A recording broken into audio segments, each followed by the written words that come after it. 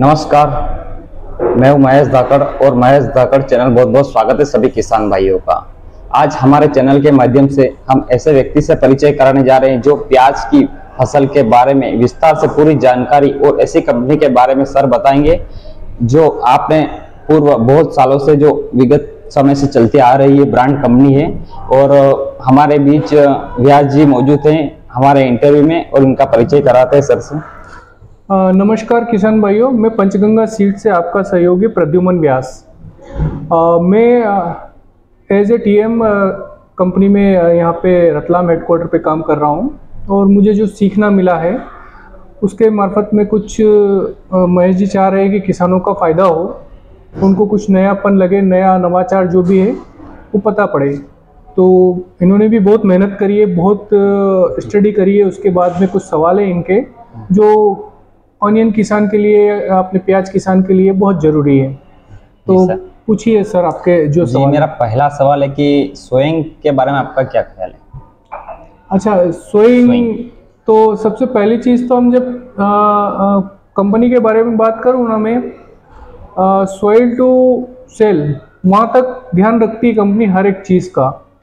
तो soil to cell इसलिए बोल रहा हूँ मैं कि आप जब बीज खरीद के लाते हैं तो कंपनी अपने पैकेट पे लिखती है कि आप घर पे ले जाएं, सीड टेस्ट करें और जर्मिनेशन होने के बाद ही आप अपने खेतों में लगाएं नर्सरी। तो ये एक क्वालिटी के प्रति अपनी जिम्मेदारी का निर्वहन है, पहली चीज़। दूसरी चीज़ कि आप देखें नर्सरी किसान भाई लगाते हैं तो वो नमी में ही लगा देते। लास्ट ईयर हमने देखा था कि नमी में लगाने की वजह से कणा बहुत डिस्टर्ब हुआ था। तो थोड़ा सा धैर्य रखें, बारिश पूरी तरह से जाने दें, उसके बाद थोड़ा सा नमी हटाएं अपने खेत से। जैसे कल्टीवेटर वगैरह आप जो जोतते हैं 2 बार करें, उसको क्लीन करें, एकदम फंगस जाने दें। जैसे अब हमारे बीमारी का 80% घर हमारा पेट होता है ना, वैसे ही फसल के अंदर बीमारी का 80% घर आपका फंगस होता है, ज़मीन के अंदर जो नमी के अंदर मौजूद रहता है। तो उसको ख़त्म करें सबसे पहले। और उसके बाद में आप जब उसको लगाएं तो सीड को ट्रीटेड करके लगाएं आप। जैसे बहुत अच्छे प्रोडक्ट मार्केट में अवेलेबल हैं, उनसे आप सीड अच्छे से ट्रीटेड करें। और एफएस श्रेणी के ट्रीटमेंट प्रोडक्ट को मैं बेहतर मानता हूं। जी सर, बहुत बहुत धन्यवाद सर। दूसरा सवाल ये है कि प्याज के बीज पर मतलब लगाते समय कौन कौन सी सावधानियां रखनी चाहिए? बराबर है। सबसे पहली चीज़ कि हम लोग जब खेत तैयार करें नर्सरी के लिए, क्यारी तैयार करें तो उस जगह पे करें जहाँ पे वीडीसाइड यूज़ नहीं हुआ है। वीडीसाइड बोले तो सोयाबीन के अंदर हमने जो चारे मारने की दवाई यूज़ करी है वो वाला खेत नहीं हो। अगर हो तो उसके अंदर आप देसी खाद लें, उसमें थोड़ा ट्राइकोंटिनॉल डालें और उस क्यारी में उड़ा दें, तो उससे ज़मीन का कार्बन बना रहेगा। वो आपको अच्छा सपोर्ट करेगा आपके बेहतर नर्सरी के लिए। जितना अच्छा हेल्दी बच्चा होता है उतना ही अच्छा उसका जवानी होता है, और जितना अच्छा जवानी होता है उतना ही अच्छा बुढ़ापा भी होता है। ये एक नेचुरल रूल है जिसे हर एक किसान को फॉलो करना चाहिए। प्याज में बताइए। हाँ जी सर, प्याज में बेसल डोल में हमें क्या डालना चाहिए? बेसल डोल बराबर, बहुत अच्छी चीज़ है। देखिए, खेती में फसल नहीं पकती है कहते हैं हमारे पूर्वज, खाद पकता है। तो खाद का विशेष ध्यान रखें। देसी खाद है अपने पास तो बहुत अच्छी बात है, नहीं तो उसकी तरफ जाना ही होगा किसानों को, आज नहीं तो कल। क्योंकि ज़मीन पहले 35 के ट्रैक्टर चला करते थे, अभी 55 के भी छोटे पड़ रहे हैं। तो आप समझिए कड़क हो रही है खाद से। रासायनिक खादों को थोड़ा सा हिसाब से यूज़ करिए। और फिर भी मैं वेसल डोज के बारे में आपको बताना चाहूँगा।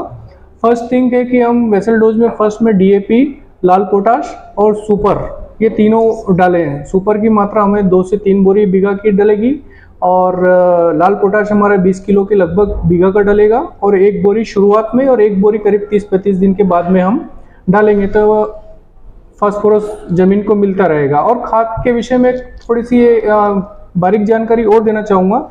DAP हमारा 15 दिनों में लगता है, तो उसके लिए हम लोग जैसे एक्टिव 72 वगैरह इस टाइप के प्रोडक्ट है, खाद को ट्रीटेड कर दें तो 72 घंटों में ही हमारा एक्टिव हो जाएगा। उससे हमें आसानी रहेगी खाद को डिजोल्व होने में। जी सर, आगे बढ़ते हैं। हम PGR के बारे में थोड़ा सा बताइए सर।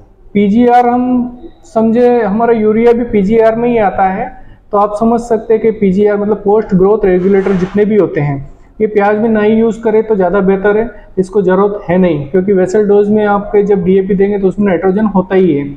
और जो सोयाबीन आपका खेत में लगा है उसकी जो गांठें बनती है राइजोबियम की, उसके अंदर भी कम से कम 40 किलो नाइट्रोजन छोड़ के जाती है। तो पीजीआर ऑलरेडी आपके पास बहुत अच्छी मात्रा में ज़मीन के अंदर, तो आपको जी।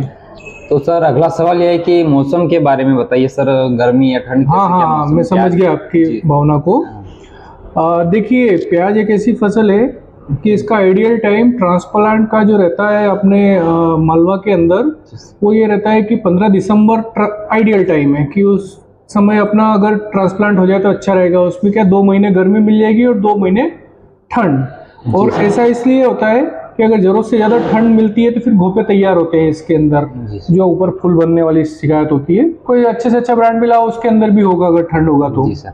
दूसरा, अगर खाद भी एक्सेस हो गया या पीजीआर एक्सेस हो गया तब भी ऐसा होगा जी सर, तो उससे बचने का आसान तरीका है ये। अगला सवाल सर आपका। जी, अगला सवाल है उत्पादन कहाँ से ले और कौन सा ले सर? उत्पाद कौन सा ले और कहाँ से ले? जी सर। देखिए, उत्पाद में अपन बात करें तो इसकी भी एक जर्नी है। पंचगंगा 2004 से काम कर रही है और बेसिक से लगाकर अभी तक जो टॉप 1 ब्रांड बना हुआ है पंचगंगा सीड्स का, उसके अंदर बताओ हमारा फुरसुंगी चला करता था और चल रहा है आज भी बहुत लार्ज स्केल पे। और फिर आया हमारा सेकेंड टॉप ब्रांड अपना रॉयल पिंक, देसी के अंदर बात कर रहा हूँ मैं आपसे, नेफेड के अंदर।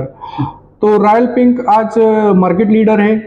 फिर इसके बाद अगला जो जमाना आने वाला है वो आ रहा है हमारा अरावली स्पेशल का।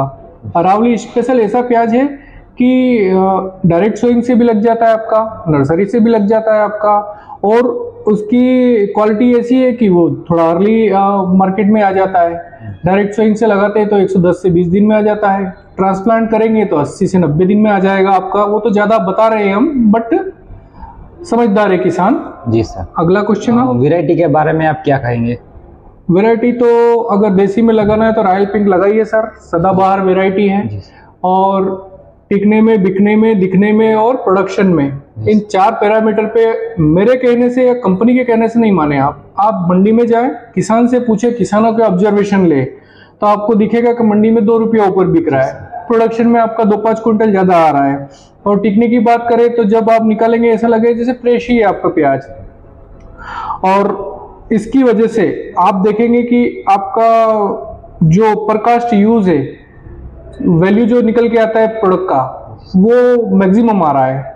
और सबसे अच्छी बात कि आप जो ये प्रोडक्ट ले रहे हैं पंचगंगा रॉयल पिंक की, ये एक इंपोर्टेड मशीन से शॉर्टेक्स, सुपर शॉर्टेक्स जिसको हमें बोलना चाहिए, सुपर शॉर्टेक्स किया हुआ प्रोडक्ट है।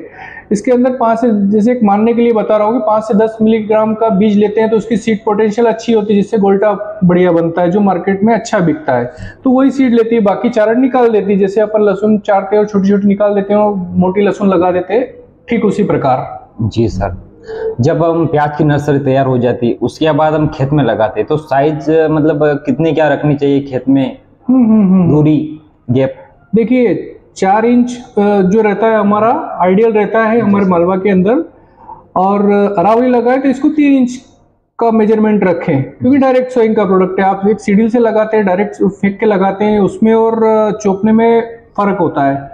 तो इसमें दोनों में गैप का ध्यान रखें आप। जी सर। रेट और भंडारण किस प्रकार से रखना चाहिए सर? भंडारण करें तो आप उस समय गंधक वगैरह, सल्फर वगैरह उड़ा सकते हैं आप, जिससे कि आपका वो मिश्री नहीं बनती है, मिश्री को उसी समय खत्म कर देती है, जिससे कि कार्बन नहीं बनेगा आपका। और आखिरी स्प्रे जब भी करें आप एक अच्छा फंगीसाइड ले, उसकी वजह से आपका उसका फंगस हेल्थ बना रहेगा प्याज का। जी सर। ये जो सर आपने जानकारी दी, और इसके बारे में और भी हमारे किसान भाई जुड़े हैं और उनको अगर जानकारी और भी चाहिए इसके बारे में तो कैसे, क्या तरीके से जानकारी? हाँ, आप मेरे नंबर पे फोन लगाइए, 9 से 5 में कभी भी दिन में लगाइए आप फोन। मेरा नंबर है 700191 जी सर। और धन्यवाद। एक छोटा सा सवाल रह गया था, नवाचार के बारे में आपका क्या कहना है और उत्पाद कहाँ से खरीदे? ओहो, बहुत बढ़िया सवाल है आपका साहब। देखिए, नवाचार के बारे में तो यही कहूँगा कि किसानों को अब अपडेट होने की जरूरत है, नहीं तो आउटडेट हो जाएंगे। एक किसान आंदोलन तो हम देख ही चुके हैं, दूसरा ना देखना पड़े, इसके लिए सबसे पहली चीज़ बताऊं मैं आपको कि हम एक ही दिशा में नहीं बहें। आप देखें कि फ्लड वाटर से हम लोग कितना पानी बहा देते हैं, थोड़ा पानी बचाइए, ड्रिप इरिगेशन पे आइए। वो नहीं कर सकते तो फुहारे जो आजकल चल रहे हैं 10-12 हज़ार रुपये बीघे का खर्चा है आपका, वो करिए आप, तो उससे आपका लेबर बचेगा और साथ में आपका कंट्रोल एक्सेस सब बच जाएगा, मतलब आपके कंट्रोल में रहेगी आपकी खेती।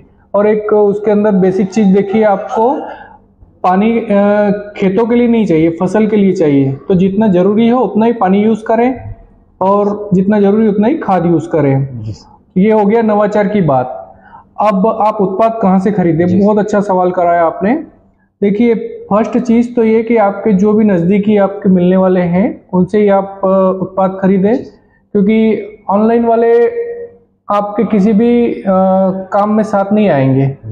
जीवन से लगा के मृत्यु तक आपके साथ में काम में आने वाले पैसा, परिवार, समाज और धर्म, वो आपके अपने पास वाले लोग ही आते हैं। जी सर, बराबर सही है ना? तो उनसे पास वाले से खरीदे।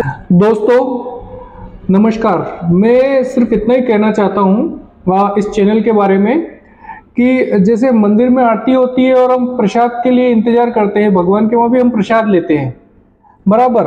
और बहुत सारी चीज़ों में हमें देना सीखना चाहिए।